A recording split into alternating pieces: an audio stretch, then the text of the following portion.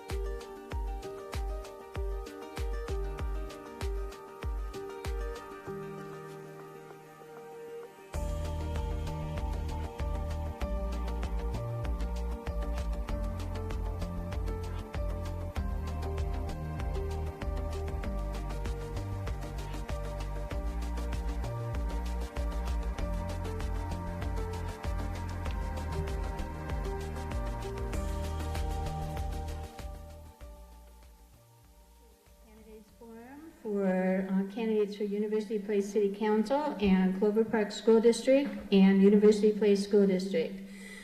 We're going to start with the school district candidates and go almost an hour, then we're going to take a 5-minute break and we're going to shift.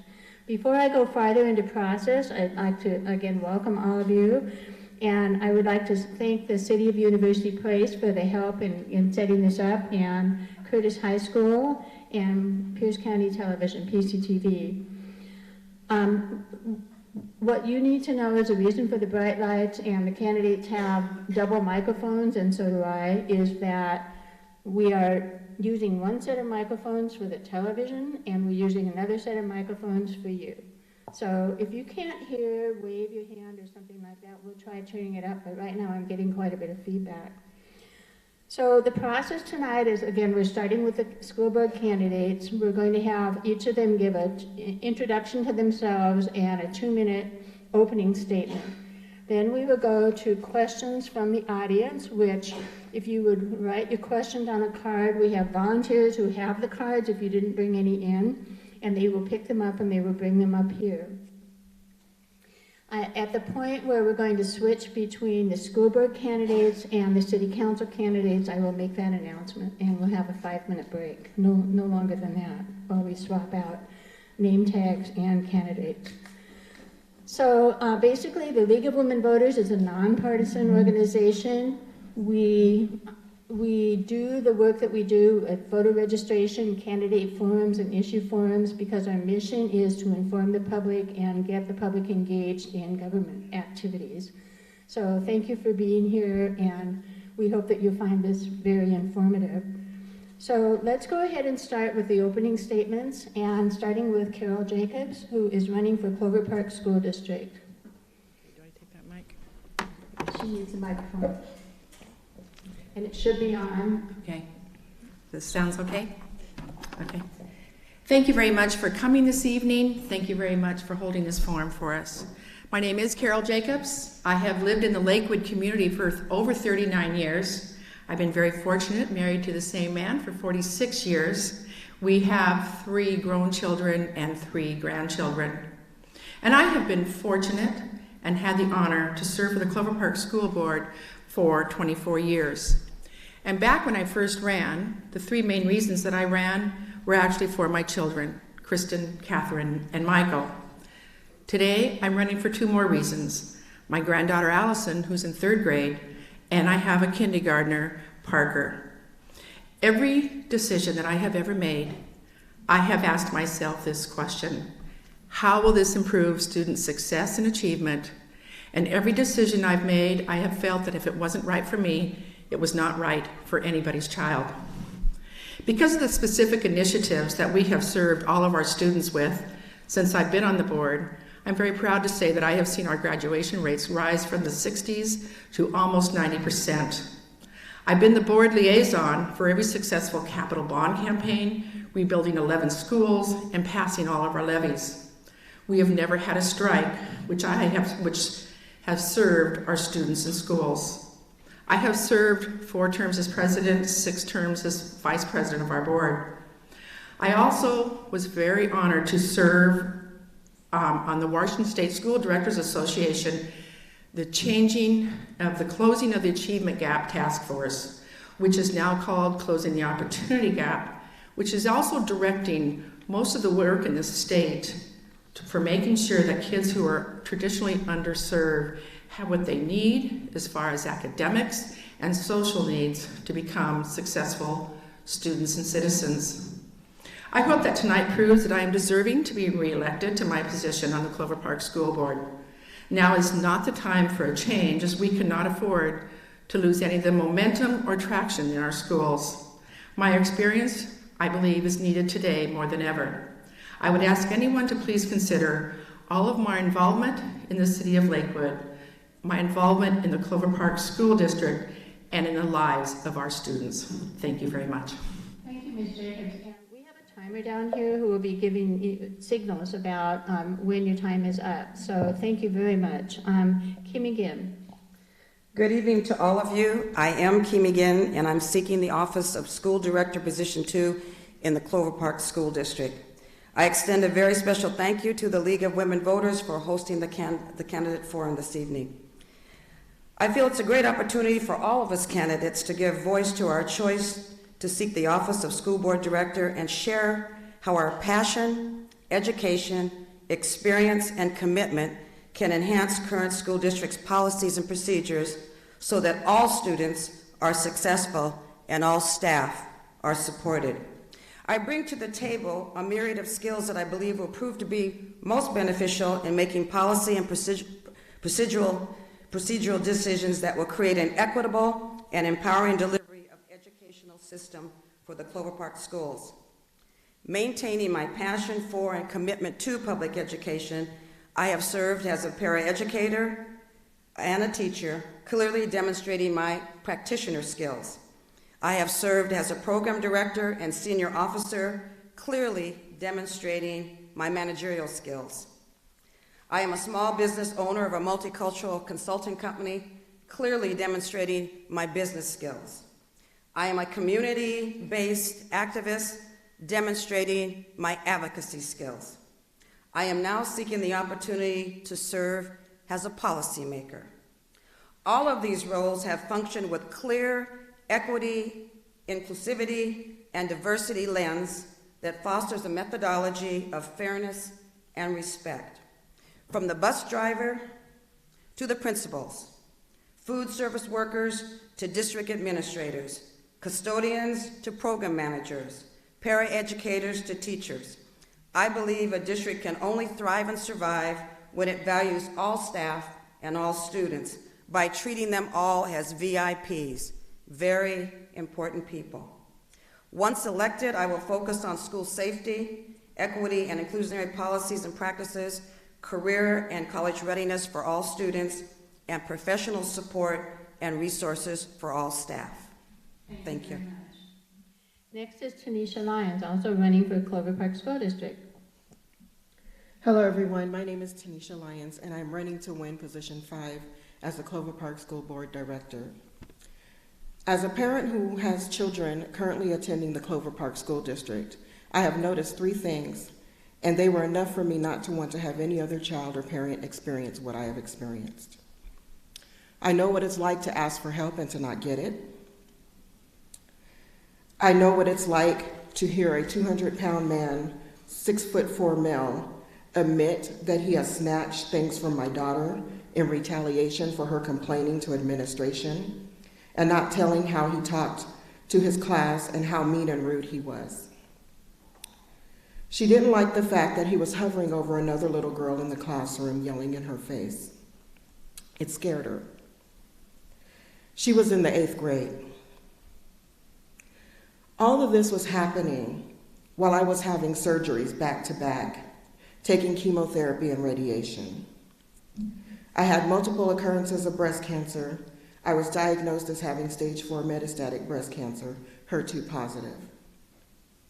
I made sure all the appropriate staff knew. What I discovered over time after talking with the other parents and hearing about their children's experiences in the classroom, I learned that my daughter's experiences were not unique. I'm sure some of you out there can also relate. It is time for change in our schools, and I intend to bring that change. I'm a dedicated professional with over 20 years of experience in the human services field. I have an Associates of Applied Science degree in Human Services, a certificate for chemical dependency, and Human Services case aid. And I am currently working towards a bachelor's degree of Applied Science in Law, Policy, and Administration. And I am also a Human Rights Commissioner with the City of Tacoma. I am a committee member of the Legacy Task Force with Parks and Recreation in the City of Lakewood.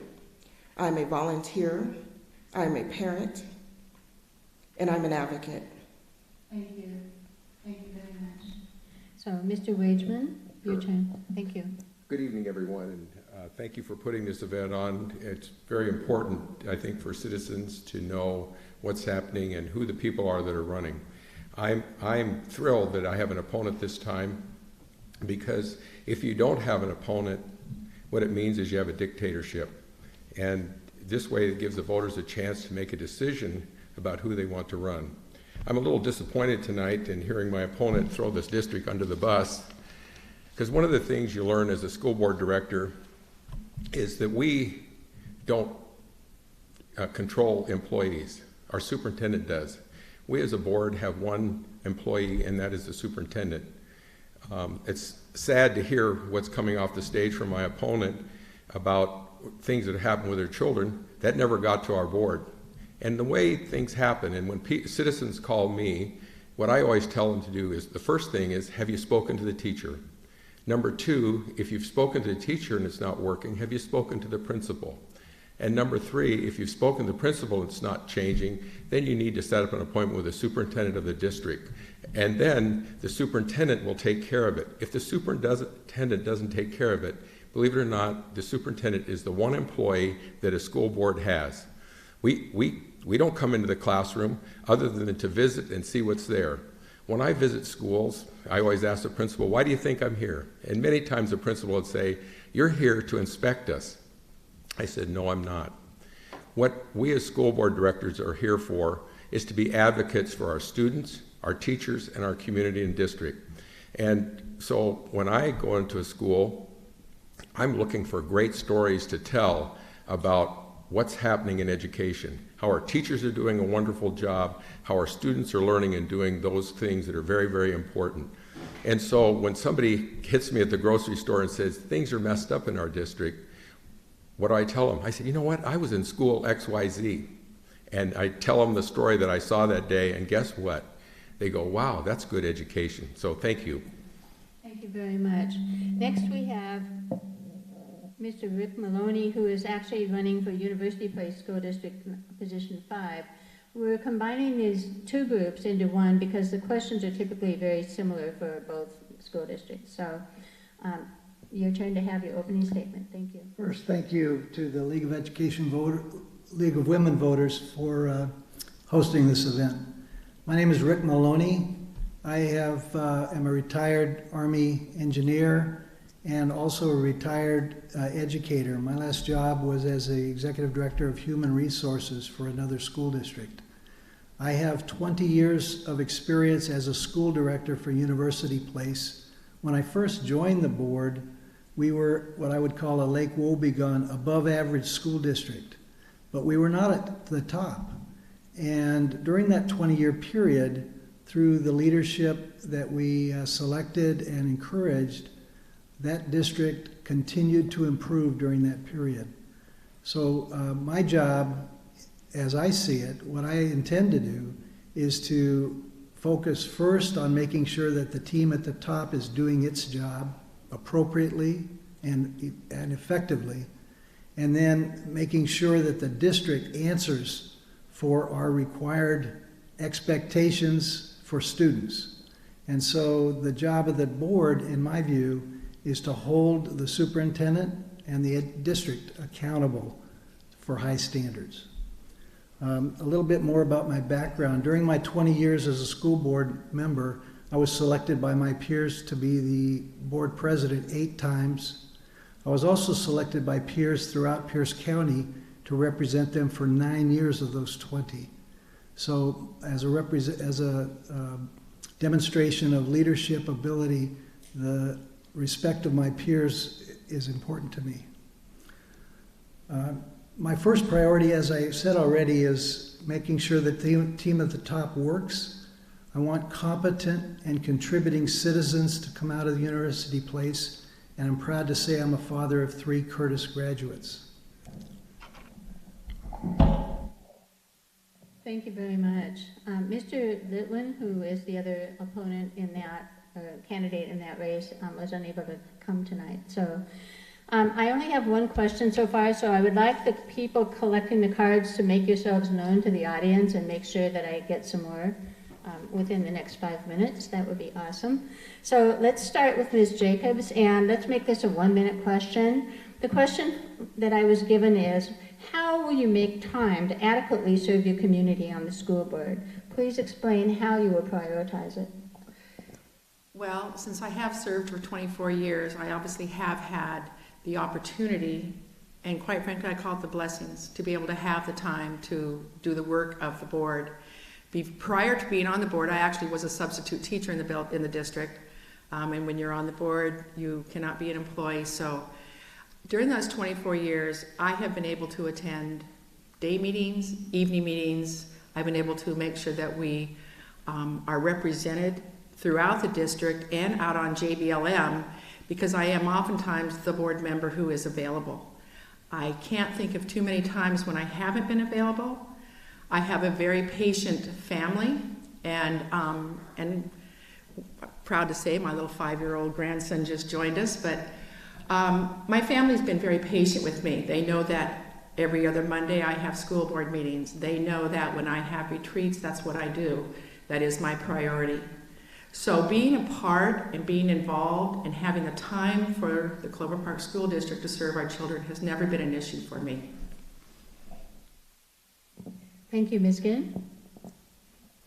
Thank you. I retired in 2013 as a school teacher and have been available to do all kinds of wonderful opportunities to continue my advocacy to make sure that all students receive an equitable, fair, and respectful education in the Tacoma Public Schools. Having run my own business and other community activities belonging to several different service organizations, I'm a great time master. When you talk about the success of children, you have to set priorities of your time. And that's one of the things I not only did for my own children and my own grandchildren, of which I have 5 grandchildren and 5 adult children. I know what it means to make sure that your priorities are focused on making sure that everything is taken care of in your family, as well as you pursue the kinds of things that you want to do to make a difference in your community. So time is not an issue for me. It's one of the things that I know how to value and how to execute in a way that brings quality from whatever I do in my life. Thank you, Ms. Lyons. I am a stay-at-home, full-time stay-at-home mom, full-time student. And so I have the time to make all the meetings, to be there where I need to be. I believe that being there for our kids in our district is my top priority. It doesn't just affect the kids in the district, it affects my child also. So making sure that the policies and the budgets reflect that, the needs of the children in our district, I think is my top priority to be there. Thank you, Mr. Wageman. Am I saying your name correctly? Sure. Okay. Thank I you. answer the hey you also. All right. Do I have enough time? Well, I'm retired also. I started drawing Social Security here a year ago, and so I have time. My little retirement business, I do handyman work, so I make my own schedule. Since I've been on the board, I've been the legislative rep, which means I have extra responsibilities. We have legislative assembly, legislative meetings we have to go to. We have to go to the Hill, so I make all those. I certainly enjoy visiting schools.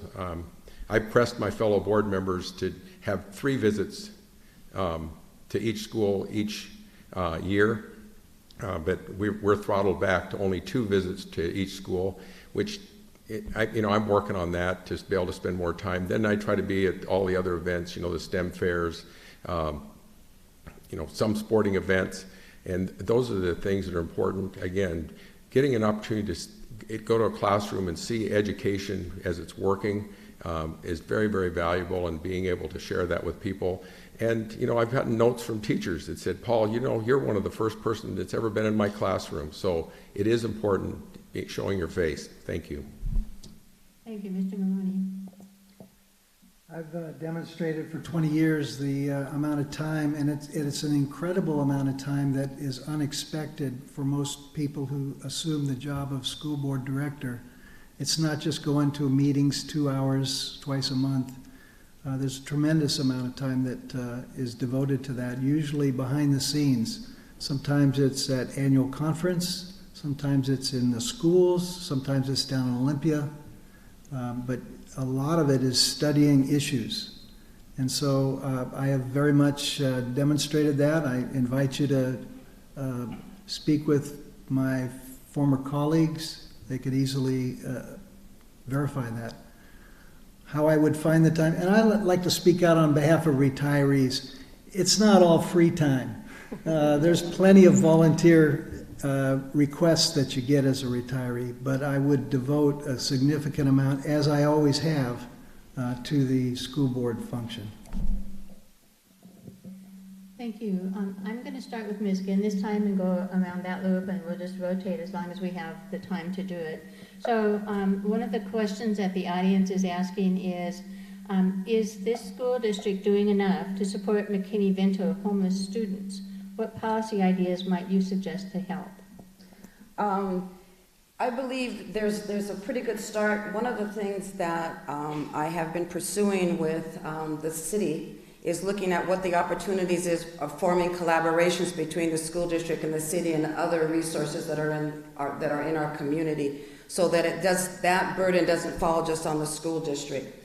And so there's been some intentional dialogue that's been happening between myself and some of the city officials. I serve on the Lakewood Multicultural Coalition, and we have discussions about the homelessness situation that's happening because of the effect it is through the diversity lens that we have in Lakewood. So yes, indeed, once elected, that will certainly be one of the priorities, making sure that our families have the opportunity to not be homeless and have the resources that they need to be, so that our kids come to school ready to learn and able to be successful in the Clover Park system. Thank you. Ms. Lyons? I have actually been working with the city manager discussing homelessness in our community. Homelessness is actually, it's not going to get better. It's going to take some work. And so what we need to do is look at our students. How are our students learning? How does this affect our students? How does this affect the students who are sleeping in the car? How are they succeeding in the classroom? How are they functioning outside of the classrooms? I think those are things that we need to be looking at. And the only way we can do that is by collaborating with other agencies, working together, and no man is an island, no agency is an island. And the only way we're going to be able to do that is through community and working together. And that's actually something that I've actually been working on addressing within the Springbrook community of Lakewood. That's the community right outside of the front gate of McCord. I've been working with the community now for well over 5 years. To the point where it started out as a neighborhood association and is now a 501c3 addressing those issues. Thank you, Mr. Wilson. Yes. I don't know if everybody in here knows what McKinney-Vento is. McKinney-Vento is a process where each district needs to keep the child in the same classroom. So if you're a homeless child and you swap apartments and go some other place, what we do is we provide transportation, courtesy of the district and the state, to bring them back to the classroom that they started in. So that's what we do to help learning.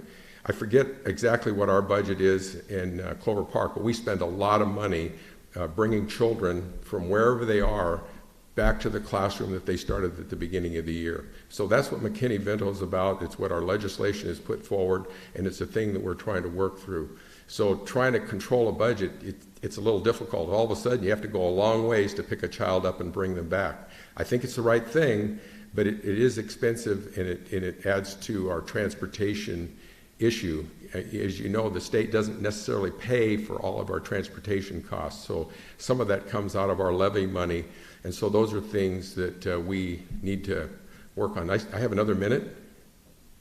Wow, I get 2 minutes, huh? Wow. Oh, we got 2 minutes for this answer? Oh, I didn't realize that. So, what are we going to do about homelessness? You know, school districts and teachers can't fix all the problems. So as other candidates have already mentioned, it's a community effort. You know, how do we do that? One of the things in Clover Park that we've started, and you may have heard about this, is Community Engagement Leadership Team. It's where we're trying to come together and say, what can we do to help make sure each child is successful? Now the question is what is success? Is it they scored well on a calculus test or some test? I don't think so. I think there's more to success than that. Are they well behaved? Are they ready to be leaders? Can they, are they lifelong learners? Are they working? Are they ready to get a job? And they have the perseverance. So those are the things we need to work on. McKinney-Vento helps us do that. Thank you, Mr. Maloney. Like Paul, I would like to point out that not all of the local expenses are actually paid for by the federal or state funds. Usually the mandate is complete, but the funding is incomplete. So this is one of the issues. Special ed is even a larger issue that costs local taxpayers when it's supposed to be paid for by state or federal money.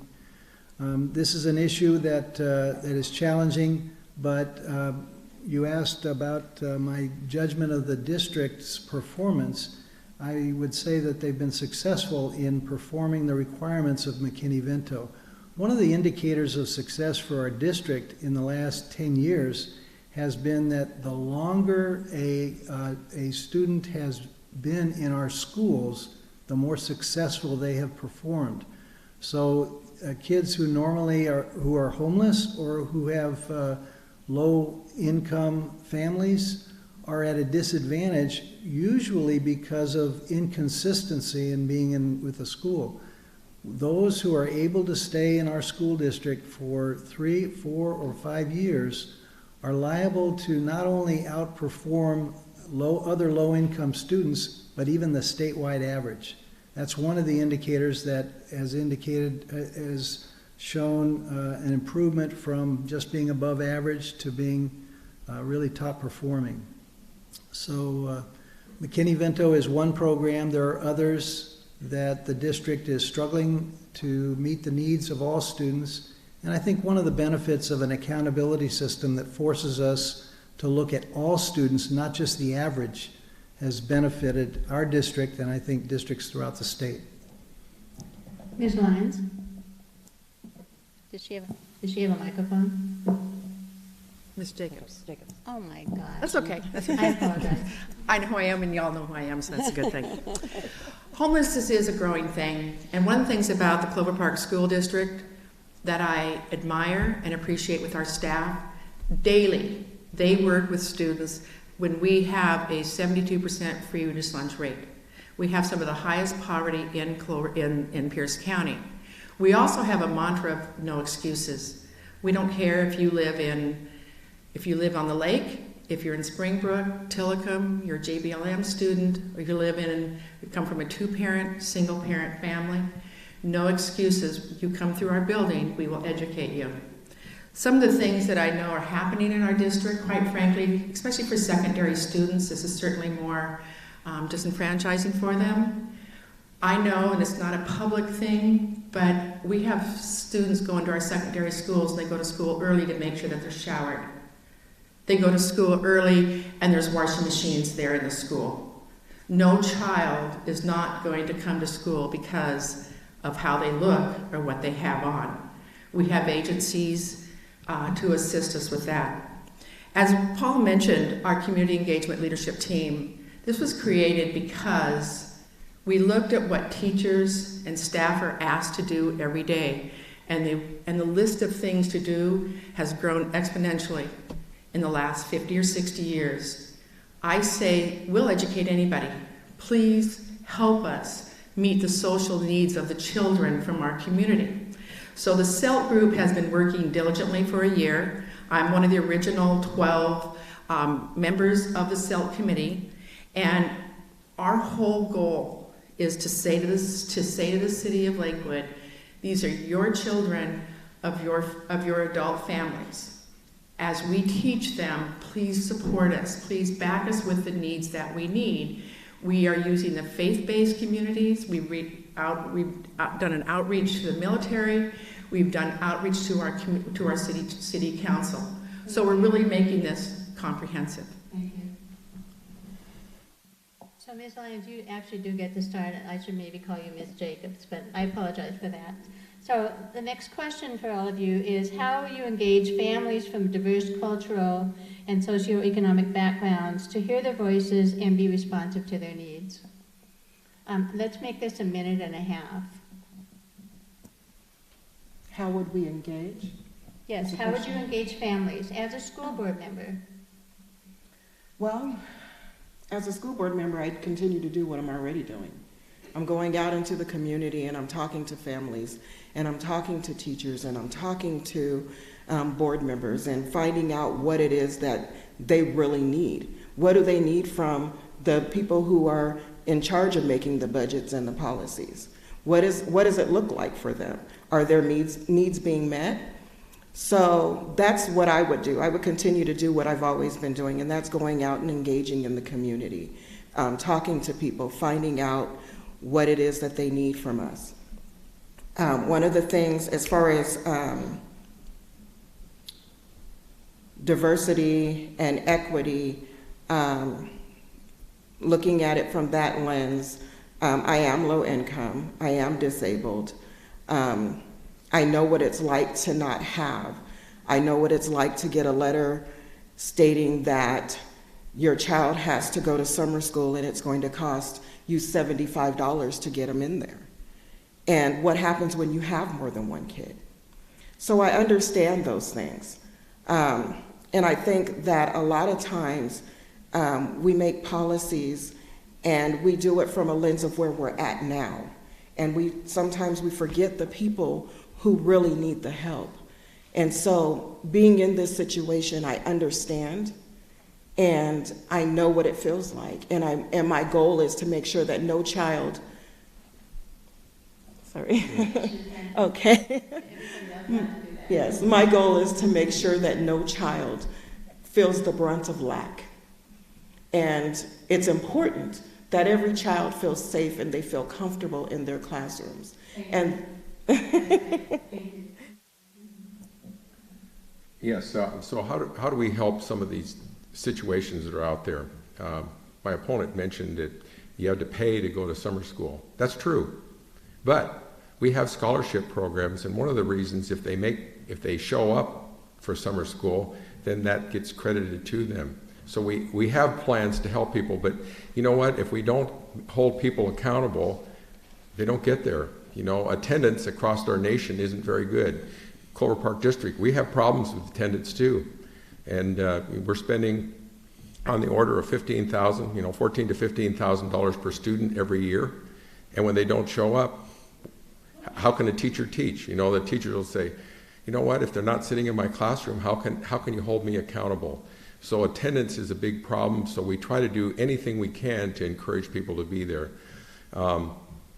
And so we've done everything from buy alarm clocks for children and families. We've even got our teachers and attendance people that are calling homes to say, where's the child that morning? So we're making all those efforts to make sure that they're included. Because if they're not in class, they can't learn. And so we feed them. We also work with different groups to send food home for over the weekend so that children, because right now we're serving breakfast and lunch for many of our students. So we're trying to do all the things we can to make sure a child feels welcome and that they can learn. Thank you. I think one of the challenges that University Place once had was it was largely monocultural. This has changed greatly in the last 24, 25 years, and we've learned quite a bit in our district.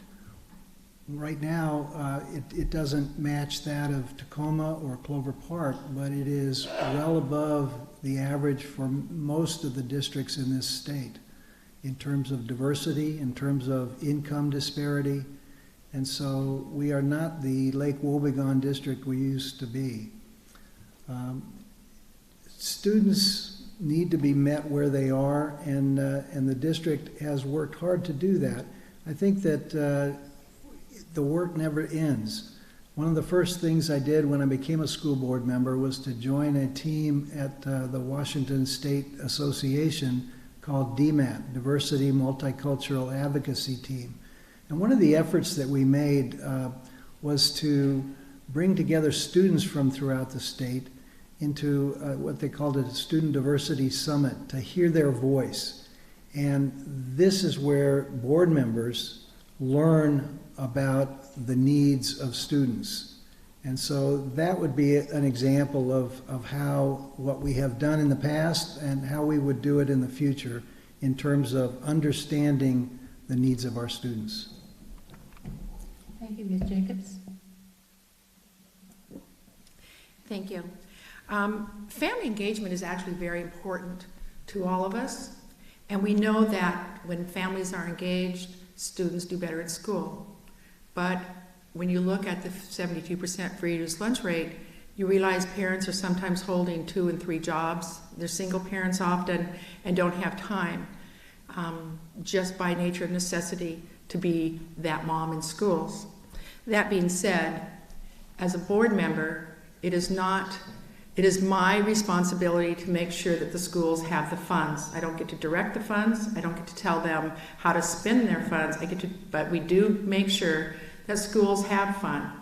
Family engagement has become so important to us that we, in fact, actually evaluate our superintendent on the amounts of family engagement at each school per year. As a board member, I know that we are also invited to many of these events, and we do try to make as many as we can so that we can say to those families, we care about you, we're here. Schools have that as a focus also because they know the board is looking at family engagement opportunities and participation for all students in all schools. Thank you, Ms. Ginn. Yeah, I think one of the things we have to address is looking at shifting the paradigms when we talk about family engagement. So often our educational institutions have this expectation that community needs to come to the school building. And one of the things that we need to do is to shift that paradigm. And there's times that we need to go to the communities. Many of the communities have community centers. They have within their apartment complexes and other places where they live opportunities for gathering. And I think that's one of the things that we have not done well as a school system, to go actually to the community where it's happening. We can talk about funding and money, but it's about building relationships. And the only way you do that is having what I call intentional dialogues with people from diverse backgrounds, people from diverse cultural situations. And so as a board member, one of the things I would certainly be advocating for and hoping that I can get my colleagues to also approve is getting more out into the communities. And we talk about time. Well, you know, maybe we need to be there on a Saturday morning when they're doing the laundry there in their complex and have some donuts and coffee and talk with them while they're doing their laundry. We have to figure out ways of engaging community from their perspective. I was recently at the City Council coalition meeting this past week, and the city is now looking at doing a full needs assessment and asking for the community voices. So as a board member, I would align with the city and look at making sure that we're reaching out and doing the survey and getting the kinds of feedbacks that we need to hear from those communities that have been marginalized and not being able to be part of the process often. We also have to look at the fact that we have several different cultures with language situations. We have to be more intentional and prudent in providing more information in those multiple languages. Thank you very much. So we're almost ready for closing statements, but I'm going to let us run just a little bit longer because I got this question from several people. The question is basically, how will you as a school board assure that students who need vocational training get just as much attention and opportunity as students who are going through university prep? So starting with Mr. Ridgman, we'll go this way. That's a great question. We've already mentioned, or Carol and I both mentioned, we have community engagement leadership team. So we're looking to the community to say, what is success? And so what are some of the things that students need? The other thing is everybody keeps, when you go out in the community, one of the things they say, the worst thing you ever did is get rid of shops. Well, we brought that back, and it's called Career Tech Ed. And we have a wonderful program. You can graduate from Clover Park High School with a CNA certification. So that means you can go right into the nursing program, again, at the lower level. But if you're interested in health, and we're looking to bring in more of those programs.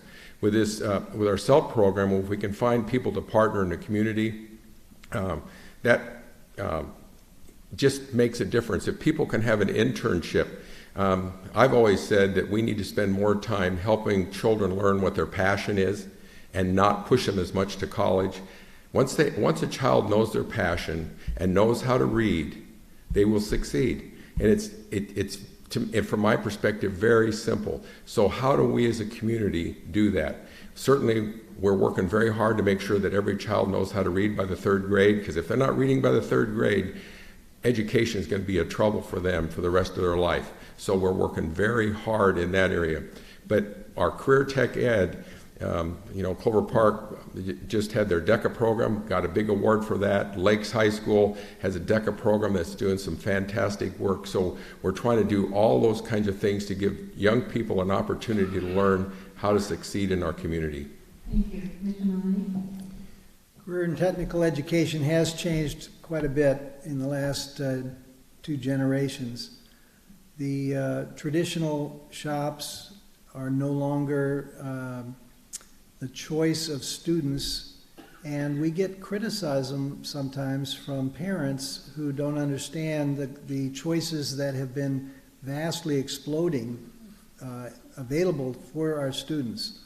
And so there are limitations within our facility of what we can do. But we've also had in the last generation, the last 10 years actually, an explosion of regional centers. And one of them that opened not too long ago in our county is at Bethel School District. So it increases the variety. It does increase a travel requirement to participate. But the skill center is available to all of our students. We've met the needs. No, I won't say that. I will say that that has continued to be an area of concern for parents in our district because they had a serious conversation about that just last year in terms of increasing options for students. So I consider that to be still an ongoing area of concern, but it's something that also reflects changes over time, and technology is a big part of that. Thank you. Ms. Jacobs? It is interesting about the ebb and flow of CTE and technology programs.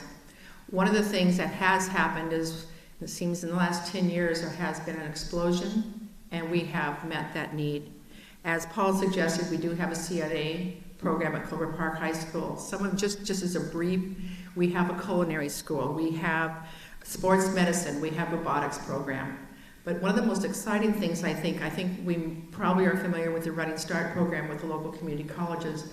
We have a partnership with the Bates Clover Park Technical School that a student can go there as a Running Start. It's called the Northwest High School. They can graduate with that technology from the tech school. One of the things that every tech school director and president has said to me and said to us, these kids, because of technology and what's going on in the world, they still need advanced math. They still need to be able to write. They still need to be able to have reading. I was kind of surprised with the math thing because they're actually asking us to send our students with 3 years of advanced math, algebra, and then on up. So we've created that partnership. We continue that partnership. We've hired a CTE director again, and we make sure that our students have the opportunities for any CTE program that they're truly interested in. It's interesting that just recently I just received the endorsement from the Pierce County Central Labor Council, and one of the intentional dialogues I had with several of the people from the union is actually saying to us, why aren't schools pushing the trades? And that's one of the things I am committed to do. It's far beyond just CNA programs and all. It's about also making sure women can be welders and women can be plumbers. I think there's been some limitation when we talk about the trades and opportunities. I've been in districts long enough and heard enough dialogue about college. One of the things that I would like to take out of that messaging is careers, and just push the fact that it's careers. There's opportunities to go to college, there's opportunities to go into the trades, there's opportunities to be entrepreneurs. We don't teach our students to own their own businesses. That's another opportunity and option. Military service, obviously we have JBLM close by, that's an opportunity. But I think it's imperative that the messaging that comes out of a school system directs students to go into careers and not just be college focused. And I'm very, very adamant about where our female students are being directed as far as careers. And we need to push the opportunity that's far beyond the traditional opportunities for jobs for our young ladies in the school system. Thank you. Ms. Lyons? I totally agree with what Kimmy just said. I too was at that meeting, and that is something that they are talking about. The laborers want to know, where are our students? Where are the children? So I believe the pathway after graduation should not just be focused on college, but vocational education as well. And I would encourage community partnerships with local colleges that will combine a high school diploma with a vocational degree so that the students have the opportunity to choose the path that they want. And don't have to give up their high school experience. A lot of times when they go out to these Running Start programs, they're either taken out of all the other activities because now they have to attend college classes. What about bringing some of these classes to them? There's plenty of online programs that these kids can do inside their classrooms at their schools as part of their curriculum. And so I also believe that we need to change the narrative from equipping students for college to equipping students to be successful beyond graduation.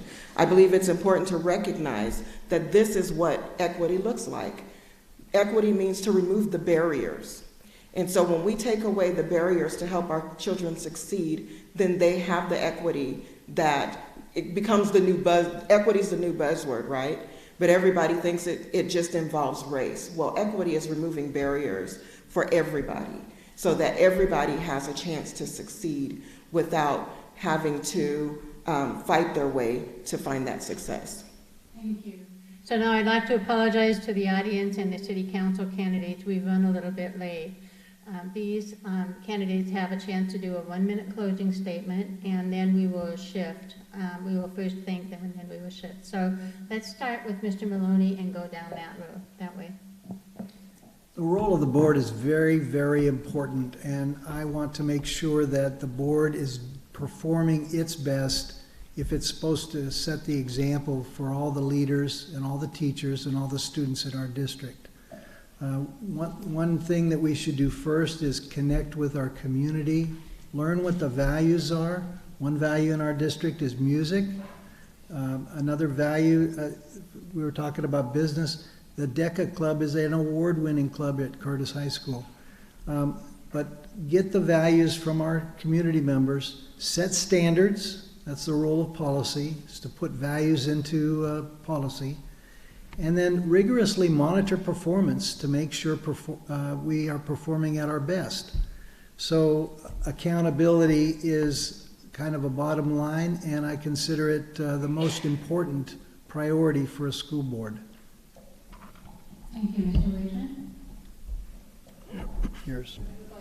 We're going to go this way? Going this way. So I'm next? You're next. I'm next, okay. So the first thing I'd like to say in closing is that I'm a firm believer in local control. Some of the problems that other candidates have mentioned tonight are because of legislation that's been pushed from either the federal government or the state government. And again, they're well-intentioned. They want to do what's good for children, but they're not here where the rubber meets the road. They're not in the classroom seeing what's going on.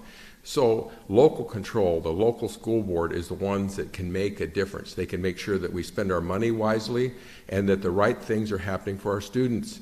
But unfortunately, most of the time in the district level, you're always trying to meet the rules that are being pushed from Washington, D.C. and from Olympia.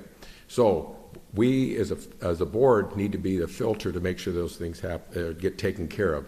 And I would say the other thing I'd like to just talk a little bit about is equity. It's very important. And what does it mean? It means that everybody gets to the starting line together. We can't guarantee the outcome at the starting line, but sometimes the kids don't know how to even use the starting block, so that's what we need to work on there. Thank you. I think it's important that we understand that equity does not mean that all students get to the goal together. What it means is that they get there without any barriers in place in front of them. And so I'm running for the school board because the success of our students is vitally important to me. I am a graduate of Lakes High School, and my 2 children are and will be graduates of the Clover Park School District. I have seen and experienced some wonderful changes within the school district, and I'm excited to bring new innovative ideas that will keep our district moving forward so that all students can succeed. What I found in our school district is there is a lack of diversity and equity. Let me say that again. There is a lack of diversity and equity in our school district. You cannot have an all-white board making decisions for everybody. It just can't happen. You can't tell me what I need and you don't know. That's why our board should reflect the community that we serve. Thank you. Ms. Kim? First of all, I want to thank the League of Women Voters again for this opportunity. I started this campaign with a slogan that I hold very dear to my passion about supporting public education. My slogan is Kimi for Kids, and that's what I'm about. My other motto is, it's better to build a child rather than mend an adult. So I think as much as we can do as school board members to be proactive in all aspects of making sure that students are success, that's what we need to do. We've heard the word equity thrown out here several times. Certainly equity is a part of that. We have to be cognizant of it as we go through. One of the things that I'm hoping to see change in the Clover Park School District is having an opportunity to homegrown our teachers of color, because I believe that's going to enhance the system for Clover Park with the changing demographics. And I'm hoping that we're going to encourage current students of color to become our next teachers of color and come back and be the leaders in our schools, so that our cultural awareness and our cultural expression is actually shown through who is actually providing the services. So that's one of the things I'm going to be about. So keep me for kids. It's better to build a child than mend an adult. I hope tonight shows that, one, I know our district and I know our needs. One of the things that we talk about with the graduation rate is we make sure that every senior who graduates actually has a 13-year plan. So it's not just, you're done with high school. Now we ask, you're done with high school, what's next for you? Now is not the time for a change, as we cannot afford to lose the momentum or the tractions that we've gained in our schools. My experience, I believe, is needed today more than ever. I also would like to ask that when you're considering board members, you also consider our roles in the city of Lakewood. We know that the city of Lakewood cares, and when you look at the agencies serving our children, it is a village, and I am a part of that village. My family has been a part. At one time, I had my 2 daughters graduated from Lakes, my son from Clover Park, and at one time I had a Clover Park Lancer and a Warrior at the dinner table at the same time, because it was what was right for my children at the time. Thank you. With apologies to the candidates for keeping the strict timeline on that, let's give these people a real hand of applause. They did a great job. It is not easy to be doing what they're doing. So thank you all very, very much. And for the audience, we're taking a 5-minute break while we swap out.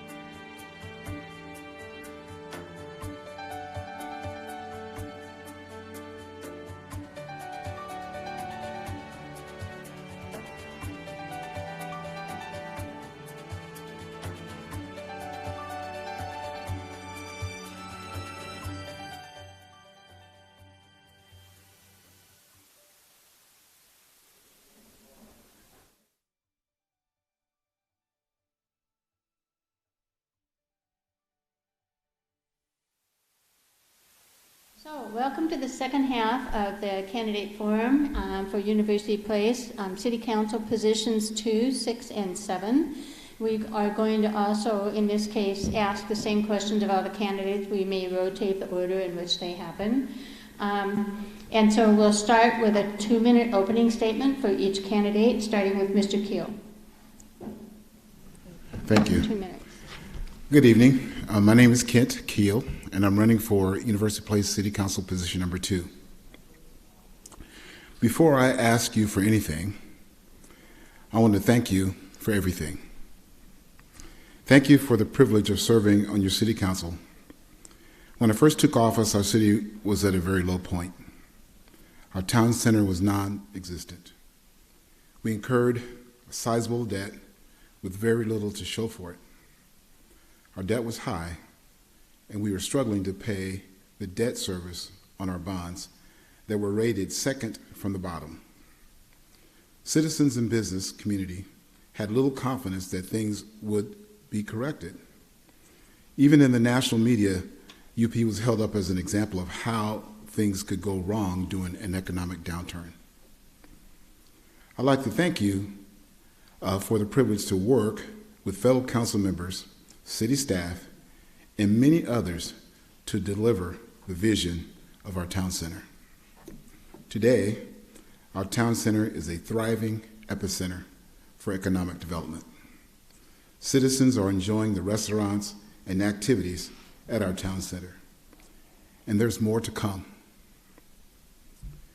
We entertain business inquiries from across the country and Asia that want to acquire property within our city limits. Our bond rating is second from the highest. We have a healthy cash reserve, and we can comfortably meet our debt service. It is undeniable fact that our city is improved during my tenure on City Council. Currently, we're faced with some new challenges. Tonight, I hope to demonstrate that based on my successful track record, I'm still worthy of the privilege to serve you on our City Council because I have worked with others to help deliver that message. Thank you.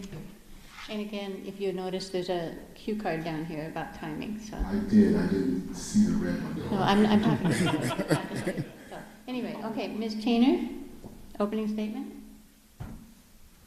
Hello, I'm Betsy Tainer. I'm running against Kent Keel for position number 2 for City of University Place. I am a local native. I was born and raised in Tacoma. Moved to University Place in about 1978. Was gone for a while with the Army. Moved back in about 2005. I'm a college graduate with a bachelor's degree in computer science. Had a successful career. I'm now retired, and I am a landlord by trade at the moment. I've watched what's gone on with the city council and other local entities in not so recent years, and I don't like what I see. I would like to see a very real focus on our debt reduction. I would like to see a lot of scrutiny in our spending. I would like to see us move along more responsibly toward the citizens and form real community within the city limits. I would like to see us have our own police force, court services, other things that we're putting money out to Pierce County and Lakewood. We should be providing those services right here in our town. And I think that that can be done. Thank you. Thank you. Mr. Wood? Thank you. Hello, I am Edward Wood, and I'm running for UP City Council position number 6. I'd like to open by first thanking the League of Women Voters for hosting this event and for everyone who is here today. I am honored to be the current chair of the UP Public Safety Commission. I have 16 years experience working in emergency management with both the county and JBLM. I have responded to national emergencies such as Hurricane Katrina, and I've responded to local emergencies such as a recent Amtrak derailment. I'm also very proud to have 29 years of military service, including a combat deployment to Operation Iraqi Freedom, and I've commanded at the company, battalion, and brigade levels. I also have experience locally as president of the board of Families Unlimited Network, and that experience combined gives me the leadership background, I think, to serve on our city council. And I am also the proud parent of 2 children who are currently in UP schools today. You have a big decision before you. The choice you make in November will resonate not just for the next 4 years, but for far into the future. Our city is growing, and the next council will be making decisions that will impact our city for years to come. Per the Growth Management Act, we could see a significant population increase over the next 20 years. We need to ensure that our resources, services, roads, and utilities keep pace with that growth. But our city's future is not just in buildings and roads, it's in our people as well. If our citizens don't feel safe walking the streets or playing in our parks, then we have a problem. Today we have an outstanding police force, but it is far too small for current demand. This is my top priority, that our public safety services are improved now and positioned for growth in the future.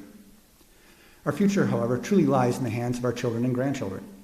Several years ago, due to excessive debt, our city cut recreation programs. Our kids now go elsewhere for recreation if they can afford to do so. I would like to see partnerships between the city and the youth organizations provide more opportunities here at home. And I also pledge no new debt so that future generations won't have to lose essential services for activities today. Thank you. Mr. Fleming. Well, good evening, and thank you very much. I would like all the others, I'd like to thank the League of Women's Voters for hosting this forum tonight, and especially I'd like to thank all the citizens that are here tonight. I know many of you have tired and worked long today, and just being here shows your high interest in what happens to the future of our city. You know, the question comes up as, who am I?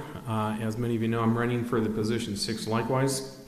I'm a father, I'm a husband, I'm a grandfather. I'm also a proud veteran, a combat veteran like Ed, and so we share that commonality.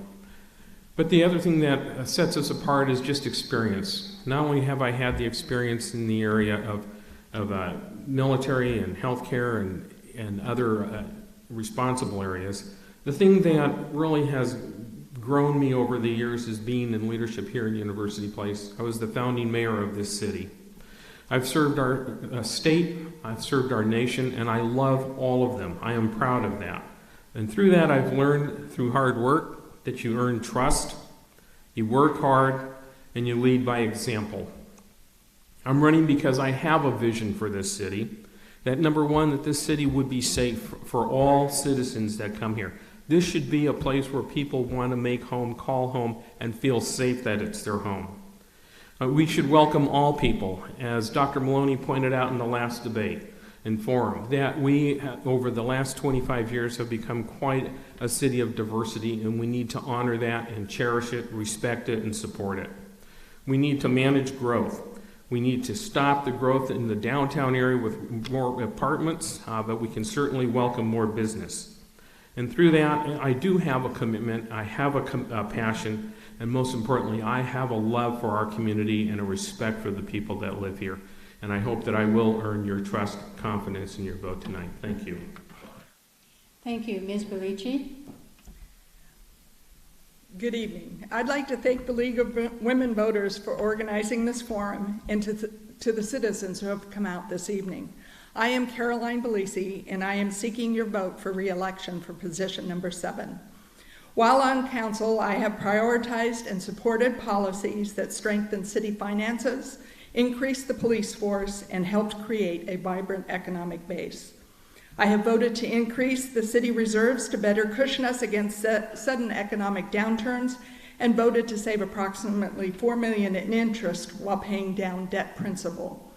Our strategic reserve balance will help cushion the city funds against future unforeseen emergencies and ensures that city services can continue with minimal disruptions.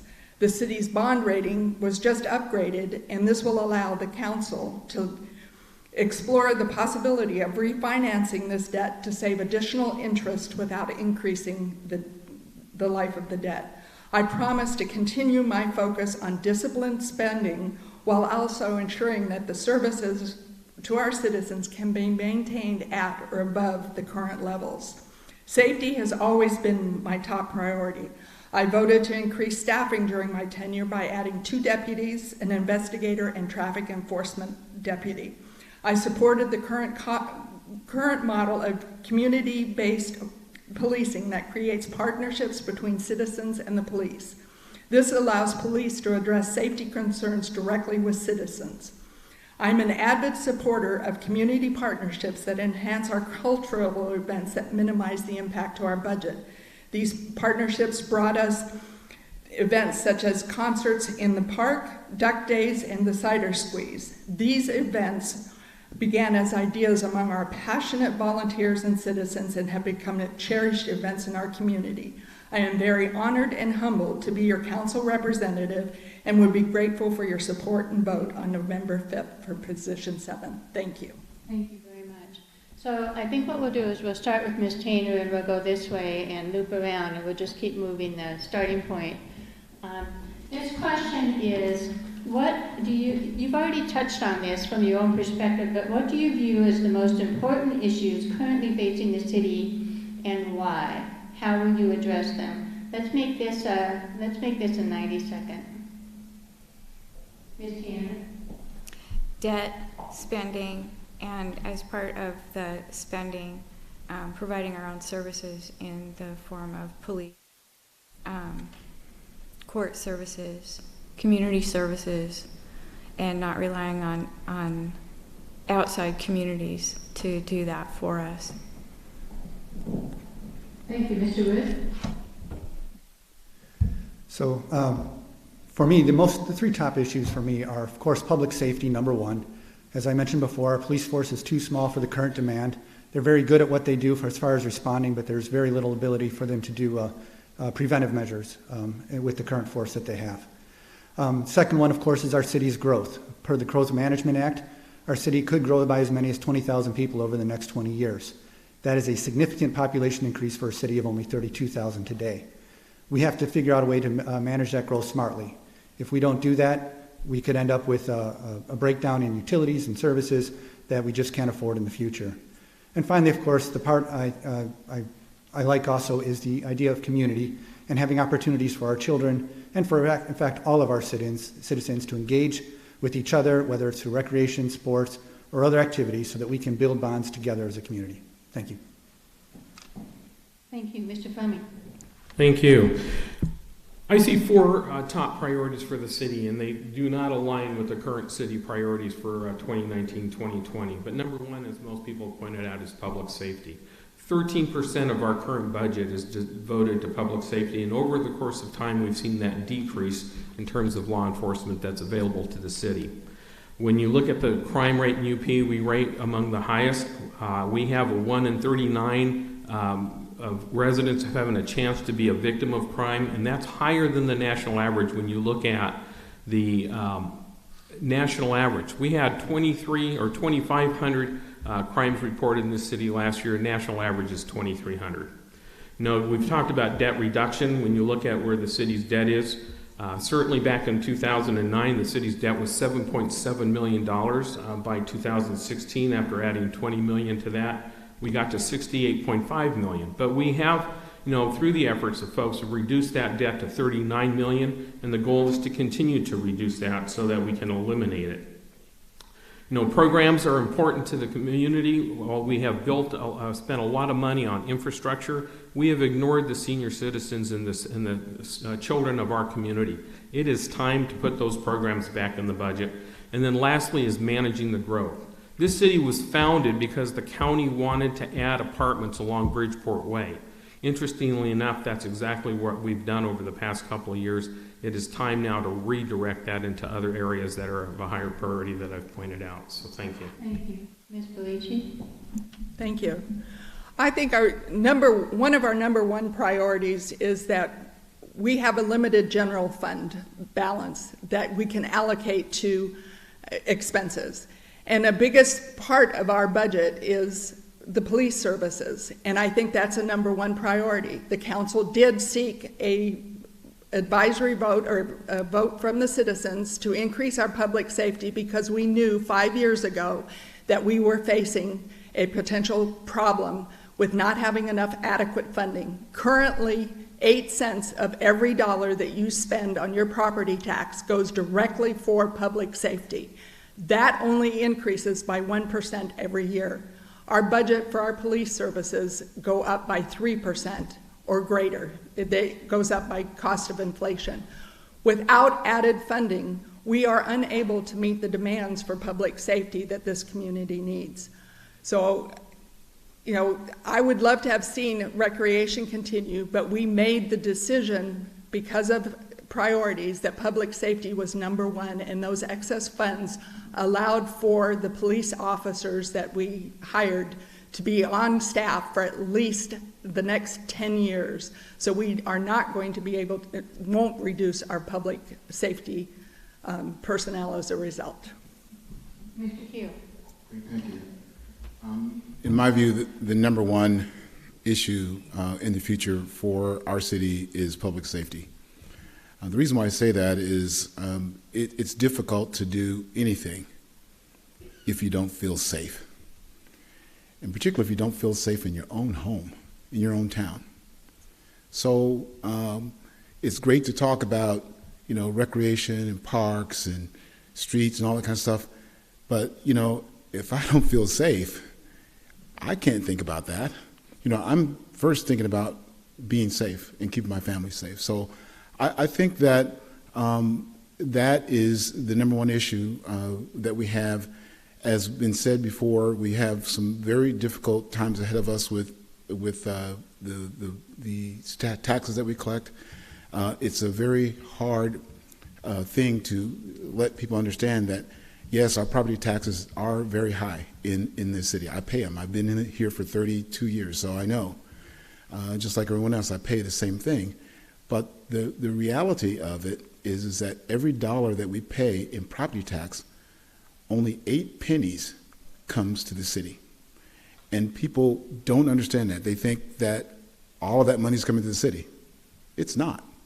And so we need to fix that, because with only 8 pennies out of every dollar, it's very difficult to adequately fund public safety. Thank you. We'll start this one with Mr. Wood. You've all talked about public safety and it's a priority, and a couple of you have mentioned the funding, which is that there's a gap between the 1% increase annually in property tax and a higher percentage of increase in your contract for for the police. So given that, how would you propose that the city address this public safety issue? And let's just give this one 60 seconds. Well, it's laid out very clearly here. We do have a problem here with the funding for the public safety.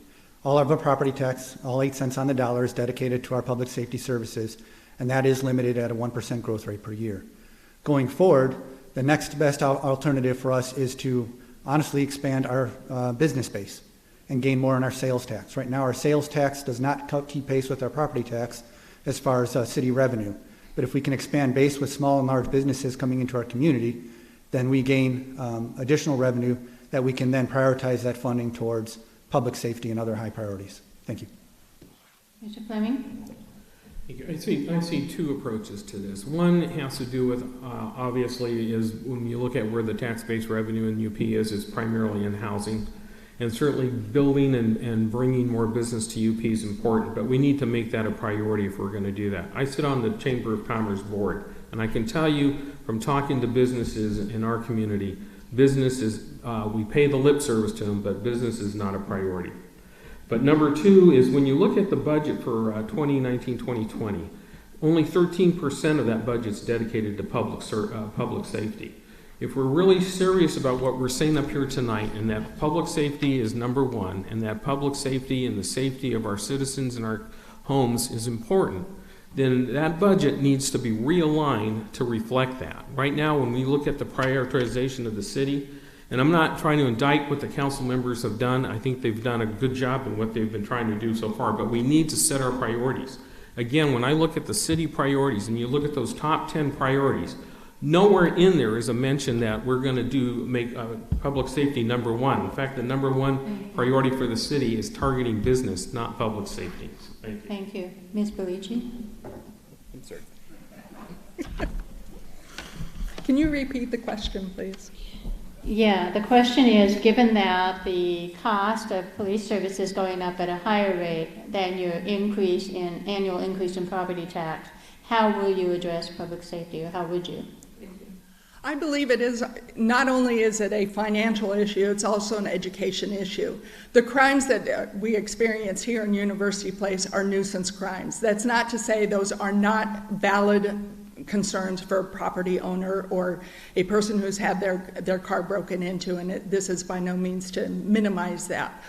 I am equally upset when nuisance crimes happen, but a lot of that can be through education prevented if we as homeowners and property owners look out for each other and make sure that we don't make it something that is really attractive to the criminal. The other thing is an education component that we need to do a better job of educating the citizens and the property owners in the community as to where the funding comes from and how limited our general fund is to be able to pull those funds out of there. I think we can do some real creative thought process by having community engagement in this and look to building this police force in the future. Thank you. Mr. Hill. Thank you for the question. The cost of a deputy per year is around $150,000, everything. And the council has already been working on this problem for the past 2 years.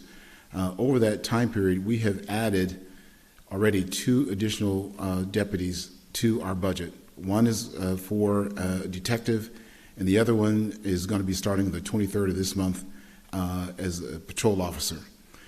In addition to that, I've been working with the county executive, and I'm told that in his proposed budget this year to the county council, he has added another sheriff for University Place. So now we're up to 3 additional so far. I just had some discussions today with our police chief and with our city manager, and I've told them that if I'm so fortunate to be around in January, my focus is going to be on adding yet another officer with using the reserves that we have. Thank you. Ms. Keener? Thank you. Good question. The revenues for the city are not just limited to property taxes. They get a great deal of revenue out of our utility taxes, our surface water fees, our TBD. They tack on fees and taxes to virtually everything that we do. The current model of contracting police services with Pierce County is not sustainable. Wherever the money comes from or whatever new thing they come up with to get more, it's not sustainable. We will forever be paying more and more and getting less and less from them. It's time that we grow up and start acting like a city. There have been in the past, over decades, many different kinds of grant opportunities to get a small city, while we still are, equipment, vehicles, safety equipment. Even Lakewood just last year got a K-9 unit. They also pay for staffing for junior officers. I'm sorry, your time is up. So, one more sentence. And the Lakewood Furcrest, Fife, Puyallup, all around us, take in millions of dollars every year in traffic violations. We take in virtually nothing. Thank you. Mr. Fleming, let's start the next question with you. The question has to do with economic development, which some of you have touched on. What specific ideas do you have for economic development within the next 4 years? I love economic development because that is the backbone of our county. You know, ideas that I have for economic development in the city of University Place begins with partnerships with organizations such as the Chamber of Commerce. It begins with sitting down with our businesses and having an honest conversation in terms of what can we do to reduce the burden of businesses and bring more into our community? I can tell you, for the number of businesses that I've actually gone and knocked on their doors and talked with the owners, the things that challenge them the greatest to stay in our city are the fees and the fees and the fees that are tacked on to open a business. When I opened a business here in University Place back in 1995, it cost me nothing to have that business open. Today, I couldn't afford to open that business because it would be well over $20,000 before I even got the doors open to my business. So starting with economic development is really trying to reduce the barriers that do not bring the businesses to us that we would like. Thank you, Ms. Bougie. Thank you. During my tenure on the city council, we as a council did look at reducing our fees that we provide to businesses. Those fees have been reduced. A lot of the fees for restaurants, for instance, are governed by what the county does and their requirements, not the city requirements. And this adds additional costs unexpected to business owners. But our permit fees have been lowered in the last 5 years. A lot of it has to do with us as citizens and patronizing businesses as they come. When the businesses come to look at where to locate, they look at the education level, which we have here in University Place. They look at the livability, which we have. In the last year, we have added a tremendous number of high-end businesses in our town center, and those businesses generate sales tax, and they bring people in from outside our community. So we are on an economic upturn, and we are low in our fees. Thank you. Great, thank you. We've been on that trail of building economic development within our city over the past 5 years. I mean, it's evident. Go walk around town center. Whole Foods, Trader Joe's, Orange Theory, all of those places are destination businesses. And how we did that was that we intentionally prepared the land, prepared our fees, did the things that we needed to do to attract businesses. You can't deny what you see in front of your face. The businesses are there, and there are more that are coming. I'm a very simple person, let's get it done. And I think that you can see for the last 5 years, this council has gotten it done. And aside all the rhetoric, you can see the businesses that's there, and we're on the move, and I think we're positioned with other opportunity properties that we're calling it now to go into the future. Thank you, Ms. Chainer. What was the question? The question was about ideas for economic development for the next 4 years.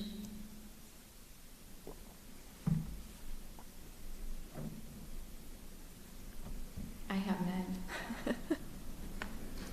Mr. Wood? Pass. So for economic development, there's a couple things, or actually 3 things that I think we should do. As been mentioned before, we need to reduce barriers to entry for new businesses, whether they're financial or, in this case, or permitting, as far as simplifying the permitting process and make sure it's understandable, easily understandable for all, not just the UP permits, but the county permits, state permits, anything else that's required. We should actively engage with our new businesses to help them go through that process. And then the third thing we need to do is advertise the benefits of University Place to potential businesses. We have 32,000 residents here that have to travel for many of their shopping and entertainment needs. And we're kind of landlocked by several other cities. Why not bring those businesses here? Because it's hard for us to travel to some of these other destinations, and it'd be great to bring folks here. Thank you. So I'm going to do something a little bit different. We're going to start with Mr. Fleming again, and it's on the same topic, kind of. It's related. So the question from the audience was, would you consider a B&O tax? Why or why not? 30 seconds. I love that question. Washington State, and for those who don't understand the business and occupation tax, it's one of the most regressive taxes in the state for when it comes to small business and as a deterrent to small businesses establishing.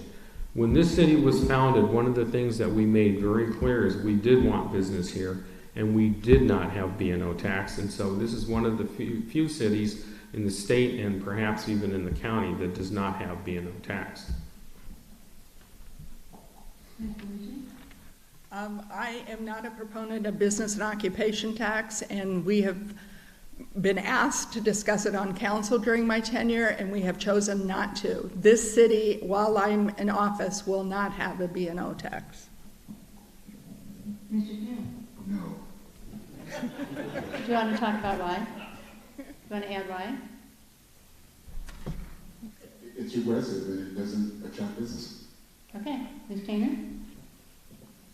I'm familiar with the B&O tax for the state, and one of the most horrible things about it is that it does not have any incentive for businesses, existing businesses, to improve, safety, expand, build, grow. No, I would not be in favor of a B&O tax. Thank you, Mr. Wood. Again, a pretty simple answer here, no. We have too many vacant storefronts in the city as it is right now, and anything that would be a disincentive to filling those storefronts, I think, is a poor idea.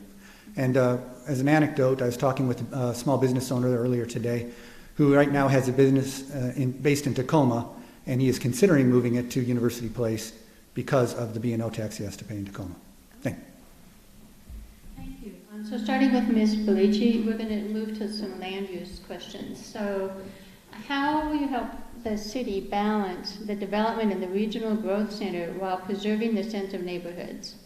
Let's make this 90 seconds. Okay. Just to let citizens know, the planning document that we have for Regional Growth Center and the compliance we have for to the Puget Sound Regional Council is a planning document. And that shows planning at the maximum growth potential that could go on if every inch of property were developed. However, as property is developed, the city reviews those plans and does have setback requirements and parking requirements and all those other things that a builder has to adhere to, which would change the floor plan or footprint of a project. Since our incorporation, our city has grown less than 3%. We are in an uptick. We've had a couple of years of growth, but do I anticipate that we will see 45,000 additional individuals in University Place? No. We only have a certain amount of undeveloped property. The cost to develop at higher density is extremely expensive for developers, and so that puts a limitation on what can be done. And the vacant properties we have are small parcels along 27th Street along Bridgeport. So that also then puts some development constraints on what we could see in the future. Thank you. Mr. Keel? Great, thank you. As Caroline said, those documents are planning documents, and with a capital P. I personally don't believe in the projections that we'll ever get there. The numbers are just way too high, particularly around population growth. The issue is, though, we have to pay attention to those and play along, because all of those, getting those plans in are tied to the funding that we get from the federal government to do the work that we do have in our city. With no plan, no money. And so we have to do that. We are working on the ground for what's real for our city. And if you notice, as has been mentioned, a lot of the multifamily has gone along Bridgeport. And when you look at the plans, that was the place that we could put so we can at least begin to approach what the planning documents so that we get the funding. And it's been very intentional for us to keep that type of growth away from the residential homes. So that's where we focus in our regional growth centers. And so that's where you'll see a lot of that growing. So we have to do that because we want to be a player within the region, and so that we can get the growth and the dollars that we need. But we also have to balance that with protecting many of the residential homes. Thank you. Ms. Tainer? We'll grow. There's no way around that. And we need planning. I think we also need to take a little breather now that we've done all this development and wrap our heads around being a community and providing services to the citizens, the families that live here.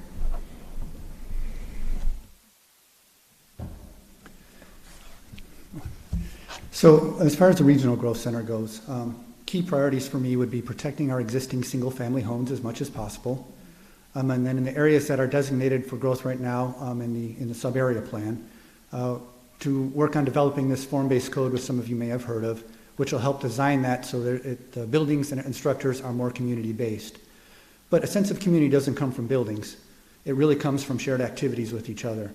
And we lost some of that when we lost our recreation programs. That's part of the reason why I'd like to bring some of that back, so that we can have that sense of community, whether we have 32,000 people here or 42,000. Thank you. Mr. Fleming? Thank you. So back to the question of balancing the regional growth centers against our communities. A couple of things. Number one, when I had the privilege and opportunity to serve as the chair of the Pierce County Regional Council and then to serve on the Puget Sound Regional Council, I will give credit to University Place that they were very responsive and responsible in helping to identify that regional growth center. And as the mayor pointed out, they're tied to the federal dollars that allows the city to plan. It doesn't require the city to execute. But what we have done to date, and this began back at the formation of the city and it has continued through now, is that we have a very defined city center that does not allow for that spillage into our residential areas. If you go into Lakewood where you see strip malls and other things in neighborhoods and everything's blended, one of the things the citizens in this city said from the outset is we want to keep our neighborhoods, and business, and neither the two shall mix or blend.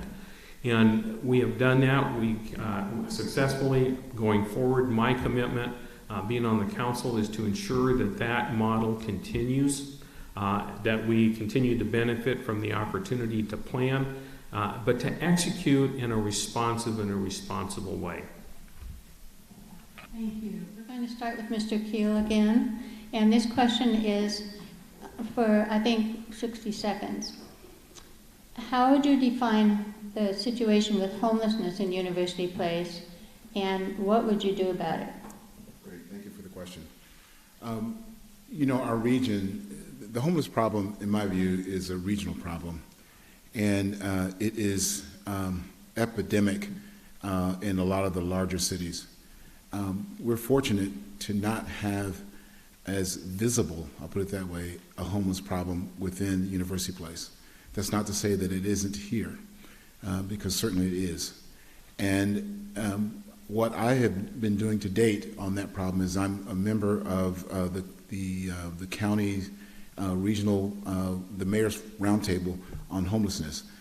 Tacoma, a lot of the cities, the executive is on board. And matter of fact, we met, our last meeting was day before yesterday in Puyallup. And what we're working on is we're working on plans to how do we address this at the region level.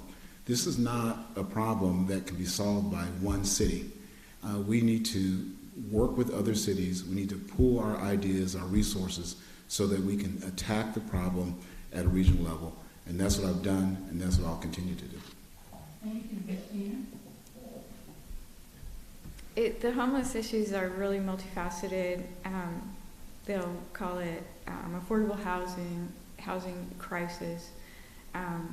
Pretty much a lot of it is a result of the economic downturn that started around about 2008. There's any number of ideas or ways to address it and go about it.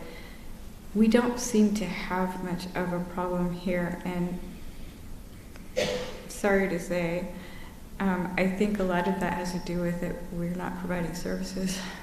If you build it, they will come. So, yeah, they're providing services in Tacoma, and it's not just a regional issue. It is a world issue, but national certainly. There's problems. It's not a city problem. Thank you, Mr. Wood. Certainly. We do have a homelessness problem here in the city. It may not be as visible. I've only seen a few people sleeping in our parks. But I know that last year, I was recently informed that we had over 100 kids in our school system who were registered as homeless. That's a significant problem. They may not have been in the parks, but they were definitely homeless. As a city, we're a small city, and what we can do as a city is seek grant funding from the state. There's some available, and we can use that grant money to partner with other agencies who already provide homeless services, to work with them and coordinate with them so that we can address the issue. But we have to do it as part of a broader regional plan. We can't do this one on our own. Thank you, Mr. Fleming. Thank you. You know, homelessness is indeed a social problem that we all face and that we can't ignore. University Place doesn't live in a bubble. It is true that a year ago we didn't really have any homelessness in our community by definition. Today we do have that. We have families, individuals that do sleep in the parks, specifically over at Homestead. We can't ignore them. We don't have a social services department within the city because of the organization, structure, and function of a small city. However, we do have partners in the health department. We have partners in the larger cities such as Tacoma and Lakewood. And I don't believe in double taxation to folks. I think we can look at our existing resources we have, become proactive, get ahead of the problem versus trying to replicate services that we already have. It is a regional issue, unlike Seattle that chose to ignore it. I think if we get work together and collaboratively and pool resources, we can get there, especially for our children that are in school. And we do have actually more than 100 of those in school today, and they are part of the problem and solution too. So thank you. Luigi? You don't want to share anymore? Homelessness is a regional issue. We need to work with existing nonprofits that offer those services. We need to provide the information to those in our community that are in need of those services. I know I've spoken with our police chief, and he has informed me that the officers are well aware of the few individuals that we have living in our woods, in our parks. They are individuals that have local connections, and for whatever reason choose not to seek out the services of the nonprofits to provide housing for them. We have had the PATH team from Comprehensive Life out here to look at and met with some of the homeless individuals that we have. So we are on top of it. We do need to look at utilizing some limited funding that we have here in the city to partner so that we can get the PATH team members out here and work directly with those individuals in need to get the services that they need. Thank you. So Ms. Tainer, you get the next question to start, and two questions have come up about specific places and what would you do. One of them is the old City Hall buildings. The other one is vacant property at 27th and Grandview. What would you suggest for each of those? Let's make it 60 seconds also. I've heard recently that there are plans in the works to knock down the Windmill Village, and I don't like that one bit. I think that would be an excellent resource for a community center for adult, children, senior services, activities, a meeting place, venue, a farmer's market, our community civic center. We have down by 27th and Grandview, and I know this isn't what you're talking about, there's the old fire station is down there, and they are busting at the seams trying to provide services as senior service and youth services out of that little building. And that would be an awesome asset to sell right about now and retain the Windmill Village. As far as 27th and Grandview, from what I understand, that is a privately owned piece of property, and I'm not sure who owns it. I didn't like the plan for SHAG to build down there. I was not in favor at all of building a 6-story structure, as what I heard, downhill from all of those nice homes, residences, and a lot of view properties. Thank you. Mr. Wu? So as far as 27th and Grandview goes, it's actually a significant problem. When I've been out talking to our citizens, many people have mentioned that particular property to me, but it is also emblematic of several other areas in our city that are undeveloped or underdeveloped. As a city, what we should be doing is finding ways to first encourage property owners to seek development or to sell if they will not develop, and using various city codes to help encourage them along if that's what it takes. Because right now those are eyesores. Old City Hall, it's a tough call. It's a good building. It's got a lot of purposes that it could be used for, but it's also in the economic heart of our city, and there may be better economic opportunities for that particular property than what is there right now. Thank you. Mr. Fleming? Thank you. I'll start with the old City Hall because there's a lot of emotions and memories attached to that structure that goes back to predates the city incorporation. It is also part of the town center, and it has been part of the town center plan since the inception of the city. And so my recommendations and thoughts on that would be a couple of things. Number one is if the city has a developer who can develop that property and tie it in with the existing town center, we should look at that. If we don't, it becomes a very prime piece of property to rent and to generate revenue that the city can use for other purposes that have been mentioned this evening. With regards to the 27th and Grandview piece of property, I've worked in the past with developers when I had a position to do that.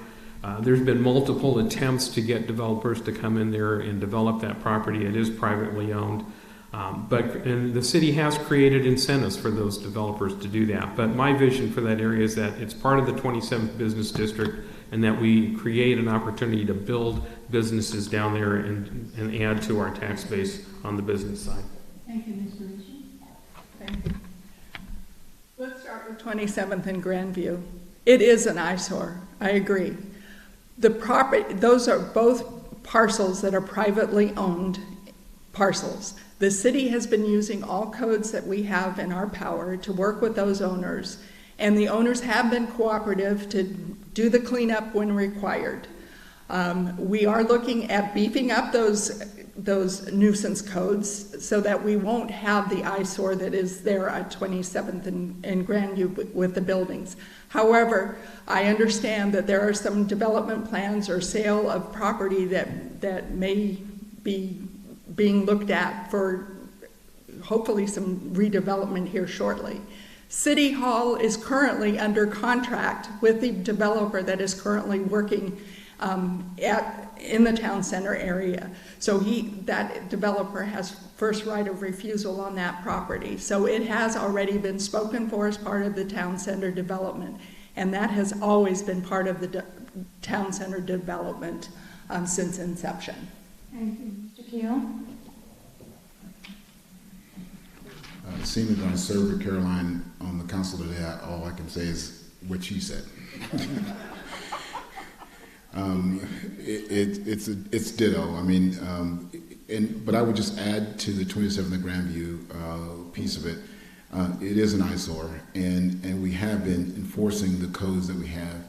And when people come to me and say that, do something about that, I would say, okay, well, stop. How would you feel if the government came to your house and told you that you needed to do this? We don't like the color of your house or what you're doing, and we're going to take it away from you. You do something with that. I mean, it would be a stretch. And that's similar. I mean, it's just a business owner, but it's still private property. And so we have to follow the law, which we've been doing. And as Caroline said, we're looking at beefing up our laws to make them tougher, so that then maybe they can't just stay that one step ahead of us and keep it going like it's going. Thank you. Thank you. We'll start the next question with Mr. Wood. When there are events at Chambers Creek, it is estimated that 2,500 vehicles will be going to and from on city streets, and there will be an impact. How would you address that? 60 seconds. I'm sorry, say that again. Chambers Creek events, estimated 2,500 vehicles on the roads. How would you address those impacts? I would address them similar to the way they were addressed with the U.S. Open when it occurred here, which was they did a lot of off-site parking, and they bussed in a lot of people, and they had bus circuits going back and forth each day. I think that's the best way to mitigate the influence of additional vehicles on the road during a Chambers Creek event. Thank you. Mr. Fleming? Whoops. since I live on that street, it would be really difficult to get out of my driveway. So, you know, with regards to events at Chambers Creek on a more serious note, or Chambers Bay, you know, it is a challenge because there's limited access in and out of that property. And certainly the U.S. Open learned that lesson. Ed's point to having had off-site parking is certainly a good one. It's a very expensive one to do that. So it really comes down to a balance of a combination of some limited on-site parking and off-site parking to go with that, as well as, unfortunately, limiting the number of activities or events that occur down at Chambers Bay.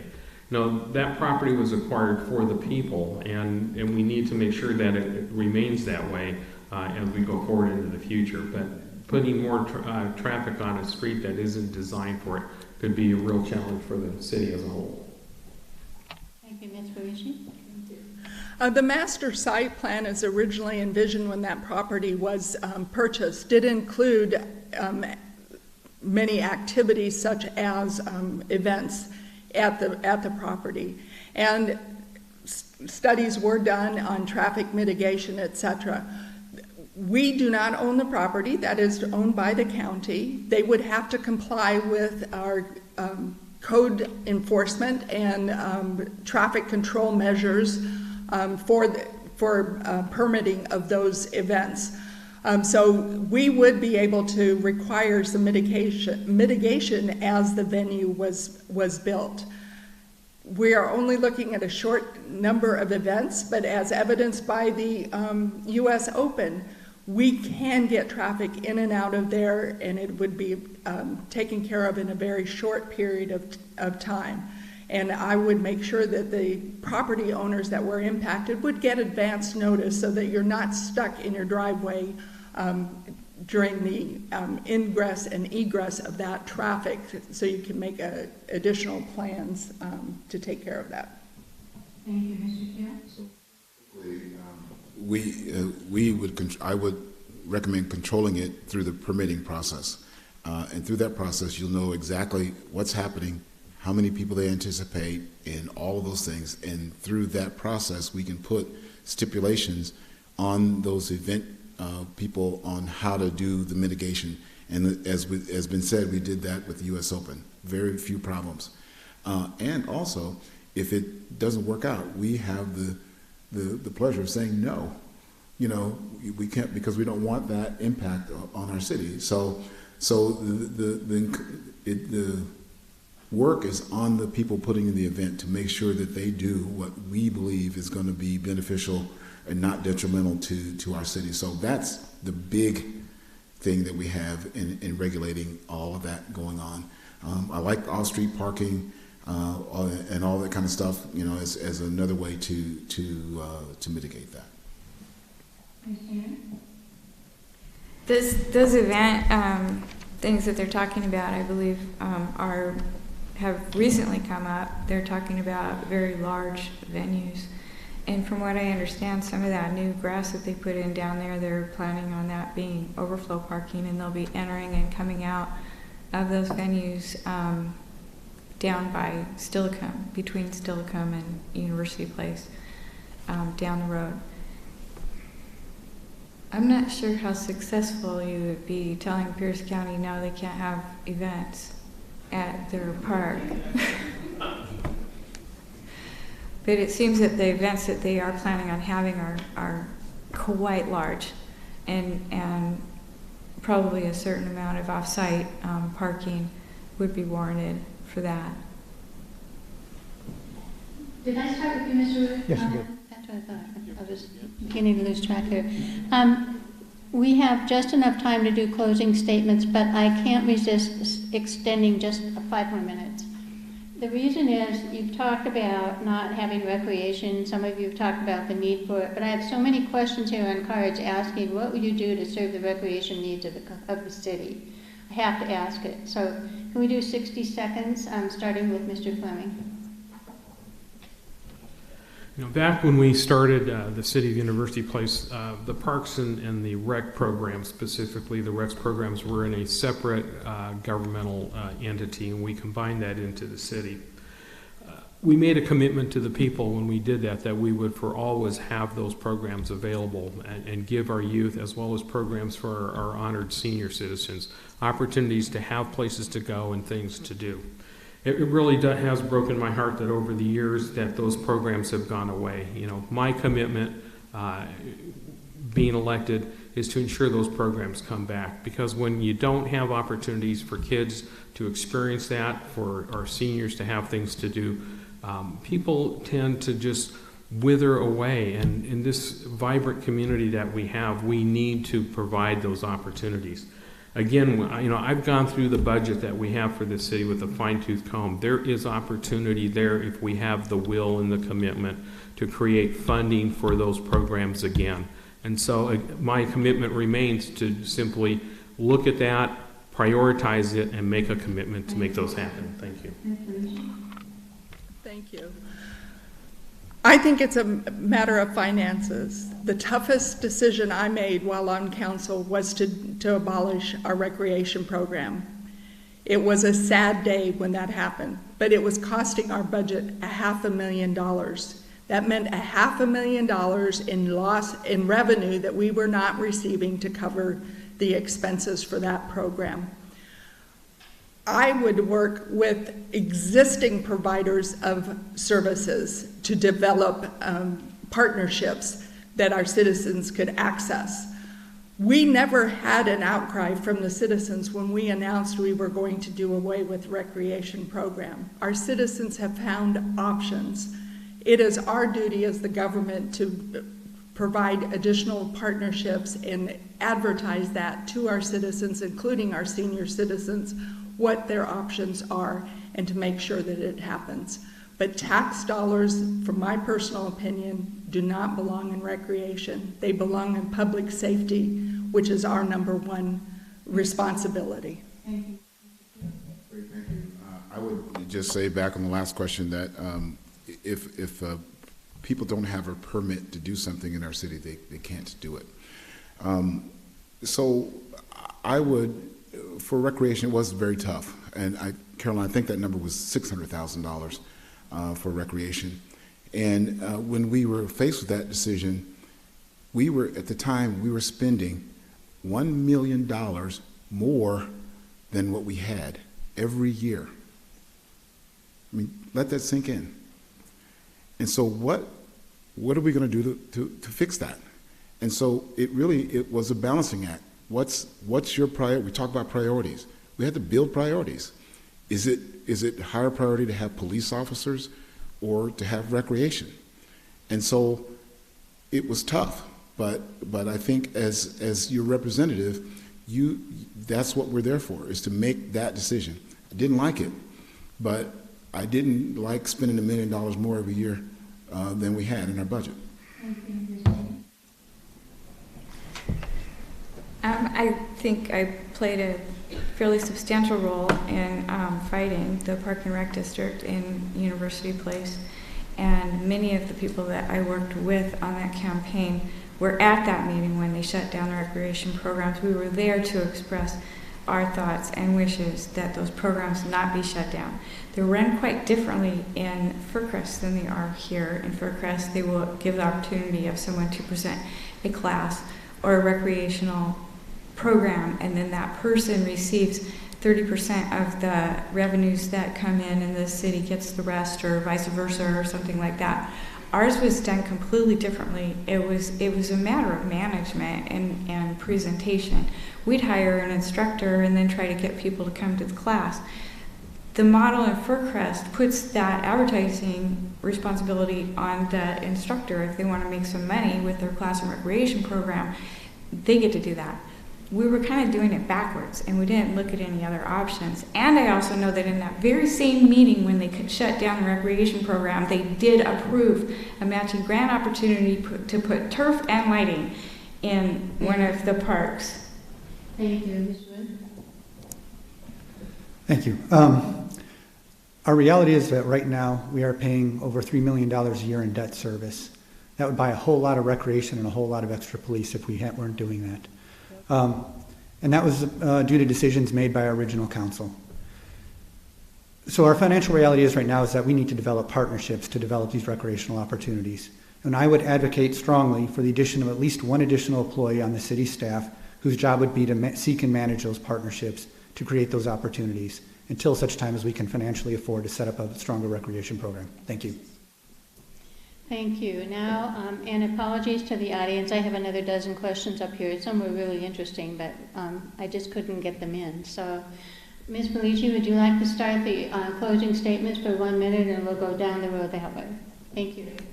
I would like to thank the League of Women Voters and the citizens of University Place for attending this forum. I would appreciate your support and vote on November 7th, and I promise to continue to make fiscally responsible decisions while ensuring the needs of our citizens are met, prioritizing police services as funding becomes available and to be accessible to citizens.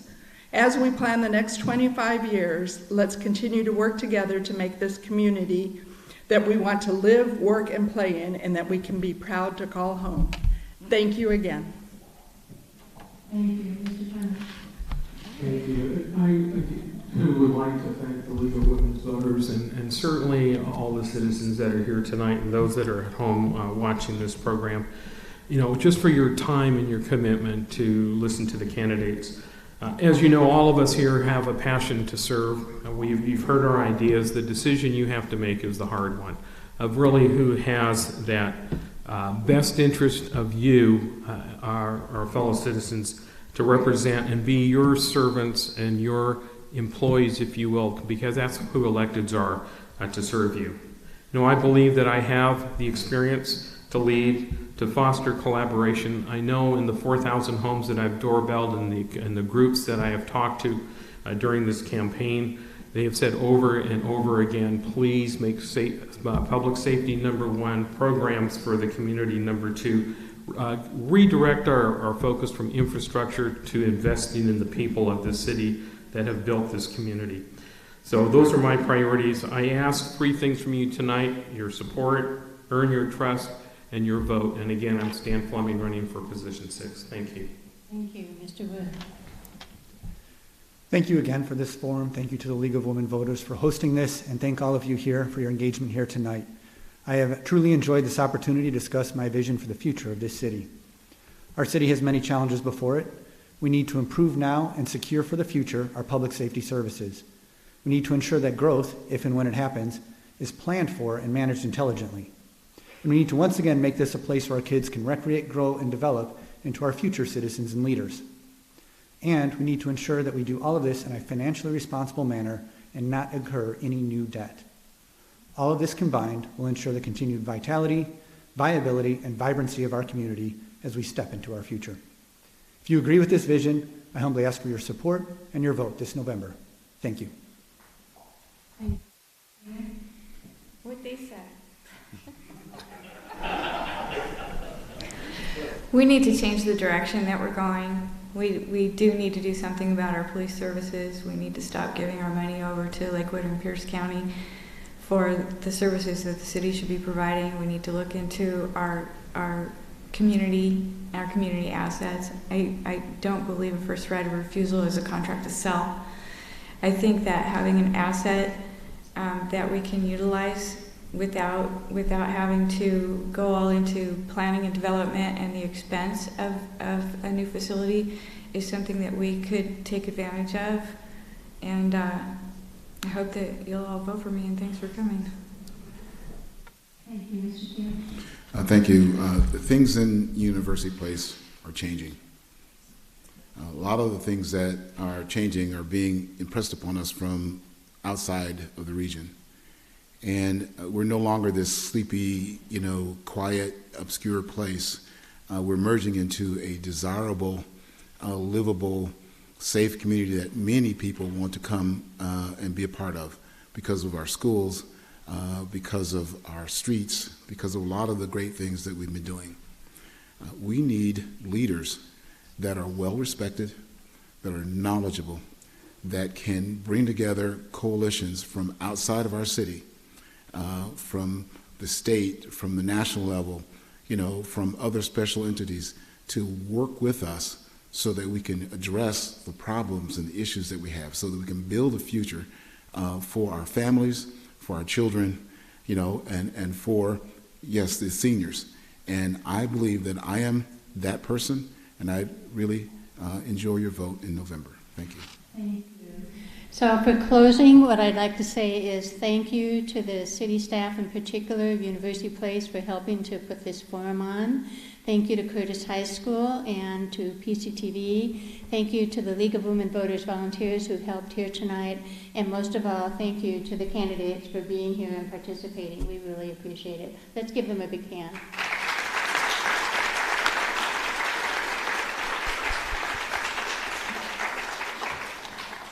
Thank you all.